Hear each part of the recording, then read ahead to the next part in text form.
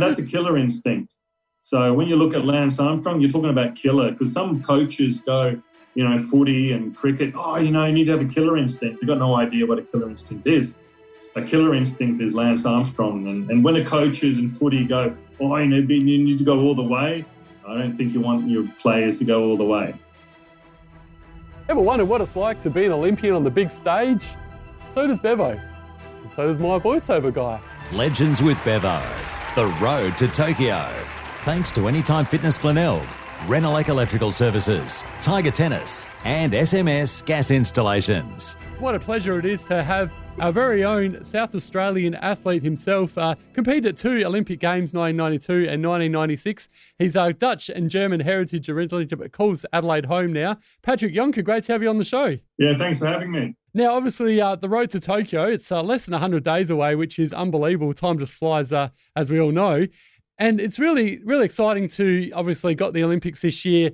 Fingers crossed, obviously we don't know what's going to happen with the pandemic, but at this stage it's all going to go ahead. But I wanted to sort of get a real insight into someone who's been at the Olympic Games, because obviously, we see the Olympics, but we never really know what it's like to actually be there unless we speak to people that have actually been involved. So great to have you on. And I guess we'll start with, Tokyo this year. Your thoughts on it, because there's been a lot of speculation about whether or not it should go ahead and whether without crowds and that sort of thing. And obviously over there in Tokyo, they're not too happy about having it.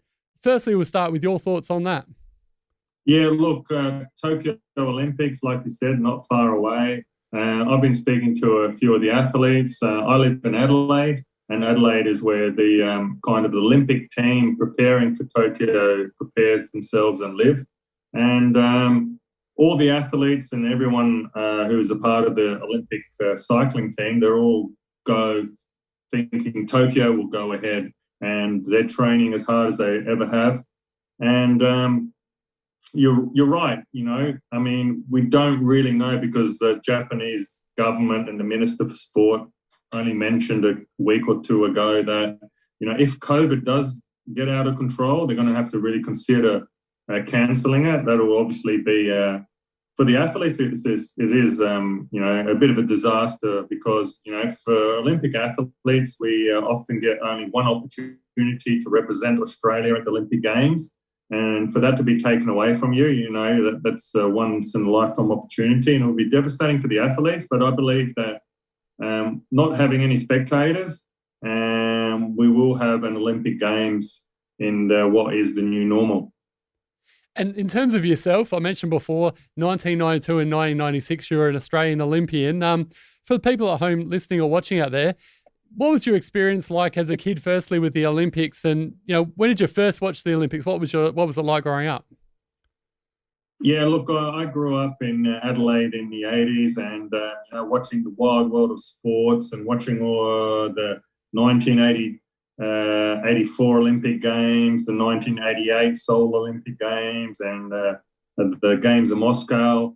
Look, as a kid playing sport in Australia, I think going to primary school, when Olympics were on at primary school, we'd be doing all these things of promoting or helping our Olympic athletes and writing letters to Olympic athletes.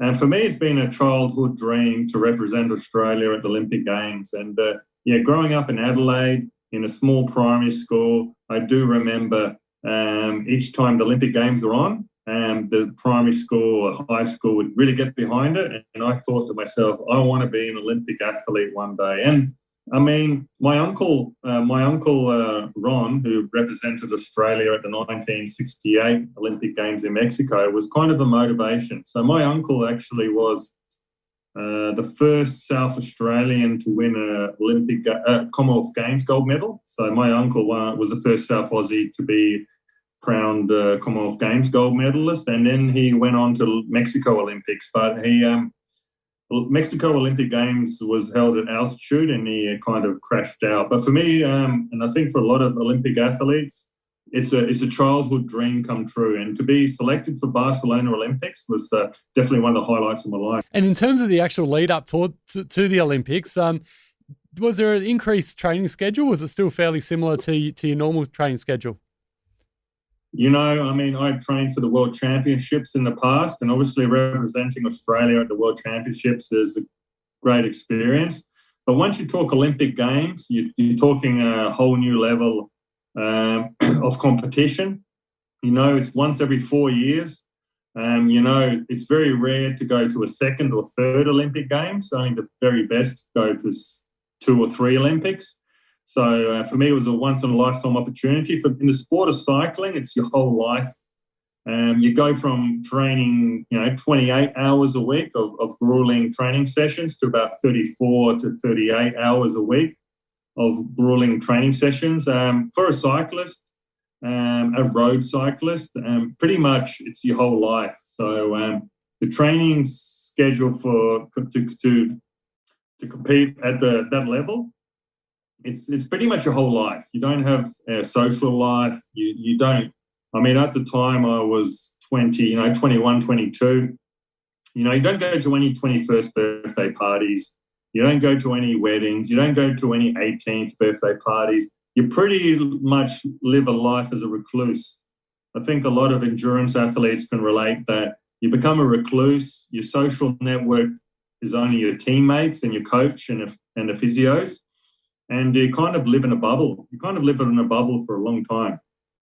So interesting to hear that. I guess like a lot of people don't realise that unless you actually do hear from the athletes how much of a commitment there is. And I totally understand where you're coming from there. And it is only a short, you don't know how long you've got in terms of from the Olympics perspective, whether, like you said, whether it be 8 years, 15 years, who knows, it could be a couple of years. So you've got to sort of take those opportunities, don't you? And make those sacrifices and competing at the Olympics, it's so worth it, I reckon.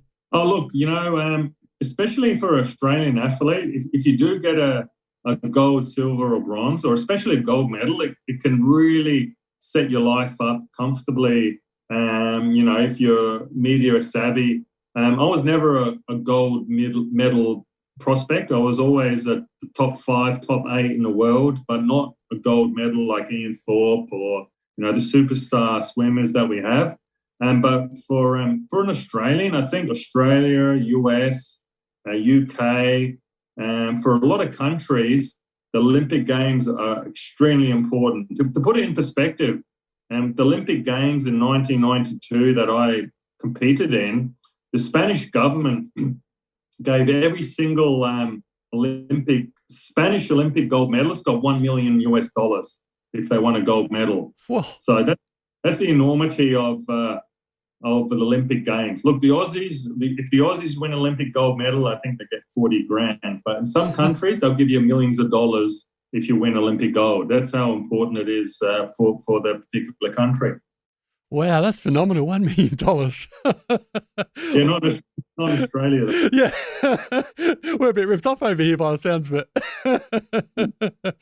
And obviously, it must have been an amazing feeling back in 92, marching into that opening ceremony in front of that huge crowd.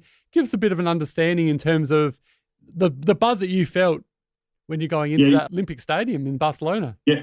So what an interesting fact is. So we were at the Olympic Village. We in 92 was an amazing Olympic Village on the beaches of Barcelona. It was the last Olympic Games that were truly an amateur event. But the interesting fact is that a lot of the road cycling endurance athletes, actually, a lot of the endurance athletes, that actually a few of them just don't march. So we watch it just like the fans do. So we were outside in our rooms watching it, and the reason is the training involved in endurance sports like the road cycling.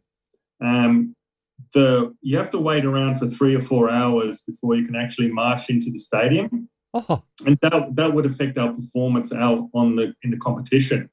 So we were there. We were right next to the stadium, etc., etc. But we actually, a lot of us, we watched it on TV. We didn't actually march because it would hurt our form and our ability to perform well in our event. So in some of the really hard events like road cycling, which I compete in, you know what? We watch it just like everyone else next to the stadium. So we can hear it, but we're not actually there. See, that's very, fascinating, but also sad at the same time in that, you don't get to experience that. But at the same time, I understand that, with the sport that you're doing, you've got to sort of be 100% focused. And I guess that brings me to my next question in terms of when you actually were competing for Australia, and what was that feel like, the crowd, the buzz? Give us a bit of an understanding of that. Yeah, look, I've competed in many events, world championships, Tour de France, all the grand tours around the world. So cycling is a global sport. So you're competing in China. Every single country in the world has a cycling event. The Olympic Games, that just brings it to another level. You have typically, you have possibly 150,000, 200,000 spectators, which we're not going to have in Tokyo. That's interesting as well. So when I raced the Olympic Games, the 2 times I raced there, you're talking 150 to 200,000 spectators there, screaming, shouting. The atmosphere is amazing. The crowd support takes away the pain that you're suffering, because I'm in a sport that's very difficult. The road cycling is one of the hardest sports out there. Same as all the cycling events, it's very high. It's basically a lot of pain and suffering. And when the crowds roar and the cheer of the crowds takes away the pain. So that's really interesting about Tokyo Olympics. No crowds, So for me, I was able to lift myself to another level as an athlete. Yeah, well, let's hope that if Tokyo does go ahead, that they have some sort of crowds there, because like you mentioned, it'd be a shame to do it with absolutely no people there at all. So, because the crowd, like you said, that's what lifts you up. So, yeah, I mean, it would be extraordinary to see, say the 100-meter sprint, 200-meter sprint, especially the athletic events. Like athletics is one of my favorite sports, and swimming. When the swimmers go in for the 50, 100 or 1,500-meter gold medal final, the roar of the crowd is deafening. You hear nothing. I've been in the stadiums when the crowd of, in a swimming pool, there may only be 20,000 or 10,000 people, but the roar of the crowd is deafening. And that lifts certain athletes to another level. Especially Aussies love the support of the crowd. And, all the Olympics I competed in, there was a massive crowd, a massive support for the cycling events. And it's going to be really interesting to see how athletes perform in Tokyo with no crowd. Yeah, it certainly will be. And I was thinking the exact same thing. The 100 meters is definitely my favorite event of the Olympics. It's just unbelievable. And we saw no crowds at the Australian Open for a few days. We've seen it with the AFL and other sports around the world as well. And the NBA, of course, at the moment, and the English Premier League, it's just a sad feeling, isn't it? Just watching these sports, these marquee events with no crowds. It's bizarre. Yeah, especially, Tokyo Olympics, it looks like this next Olympic Games is going to be no crowds, but I'm pretty confident that when we get to Paris, there'll be hundreds of thousands of people there watching it live. But who knows, the Olympic Games are in Japan, and the Japanese are extraordinary, and you know what, they'll probably have loudspeakers everywhere, simulate. Yeah, it's going to be very fascinating to see what happens, that's for sure. And in terms of post-cycling, we spoke about this off air. It's always really interesting to see what happens to Olympians when they finish their careers. And you've had a very stellar career being involved in the Tour Down Under, doing really well with that, and the Tour de France and the Tour Olympics as well. But what are you up to these days? And you're still involved with cycling? You still keep fit? Yeah, that's right. When you talk Olympic athletes or professional athletes, most of us forego our education. So, most of us, in particular, if you're an endurance athlete, you just don't have the opportunity really to finish a degree at university. And most of us haven't even finished high school, because we, at a very young age, we're completely committed to becoming a professional athlete representing Australia at Olympic Games. So you can imagine that when I was 18 years old, I'm living in Canberra, Australian Institute of Sport, with a very limited education training. My whole life is focused towards Olympic Games. And when you're 36 years old, you retire from your sport, no one's waiting to give you a job. So you're almost unemployable. And, that's what they talk about, the black hole in sports. We're seeing people struggle like Grant Hackett. And there are many athletes that really struggled post-career because we live on a high. For 15 years, we live in this bubble of this amazing world where we ring up and we get whatever we want. And then all of a sudden you're 33, 34 years old, you finish your career and nobody wants to know you and no one wants to give you a job. You didn't make enough money to kind of retire comfortably because not all athletes retire with millions of dollars. A lot of us have to get a normal job again. I was fortunate that some of the sponsors that sponsored me while I was representing Australia as Olympic athlete, they gave me the opportunity to become a sales representative for them. So I was fortunate that in Adelaide, I got a job pretty much immediately. First for Qantas. Qantas really looked after me, and I have to thank Qantas for looking after former Olympic athletes because obviously Qantas is a major partner and they do look after the former Olympic athletes. And then from there, I went on to become kind of what they call account manager for some of my former sponsors. But yeah, it is very difficult. And I think a lot of people see these athletes win Olympic gold medals. And then, but there is definitely a dark side no one talks to. There's a dark side where many athletes do. Some athletes suffer from depression. Some athletes never get employed again. And we live a very different life. We definitely don't live a normal life. We spoke before as well, something that's very interesting to hear about. You're actually doing tours before the pandemic over in Europe for the Tour de France, which is amazing. Tell us more about that. Yeah, so I was fortunate enough as well. So the Tour de France has become really popular in Australia. So thanks to SBS and other media outlets really giving the Tour de France a lot of attention. And because of the attention the Tour de France has been getting on media, I was fortunate enough to, through the Australian winter, I would shoot off to Paris and work at the Tour de France for 3 weeks a year. So I work for a company called bikestyletools.com. But that was all, before COVID hit. But yeah, I'm confident that, maybe in 22, 23, we'll get back to taking Aussies to the Tour de France again. So normally we'll have like 80, 90 Australian cycling fans come and follow the Tour de France for 3 weeks, which is, a real blast. And I enjoy it because I get to see my former teams. And for an ex-athlete, still being involved in the sport, I'm really grateful for those opportunities. That would be unbelievable. I'd love to get involved in that myself, although I think I've got a fair bit of practice to do before I can get over to Europe, that's for sure. Yeah, there are perks. I think, once you do become an Olympic athlete for Australia, a lot of companies do try and help you. Like, I think, there's a lot of Olympic athletes, there are companies out there who go, all right, so you sacrificed your life all for sport.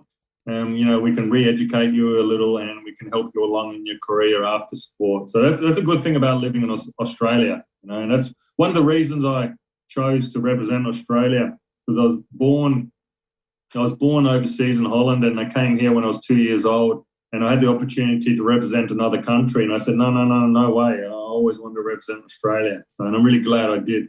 Good man. That'd make a lot of us proud hearing that. Nice. Before we let you go as well, obviously Lance Armstrong is always something that's brought up in the world of cycling, and you've had a close relationship over the years with Lance, but you're one that was quite vocal about when he got found guilty. And explain your thoughts on this.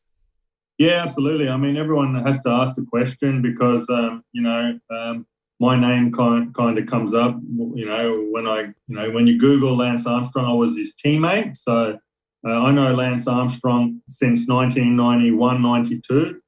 He also represented America at the 92 Olympic Games. So my connection with Lance Armstrong goes back to 92 because the Australian and US teams trained together. So I trained together with Lance for Olympic Games in 92.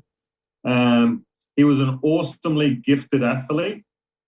He had extraordinary natural ability. He had the mindset of a killer, really. When you talk killer instinct, so in sport we talk killer instinct, which means to win at all cost. Lance Armstrong would win at all cost. So there's no such thing as not giving 100%. When we talk 100%, we talk cheating, taking drugs, whatever you have to do.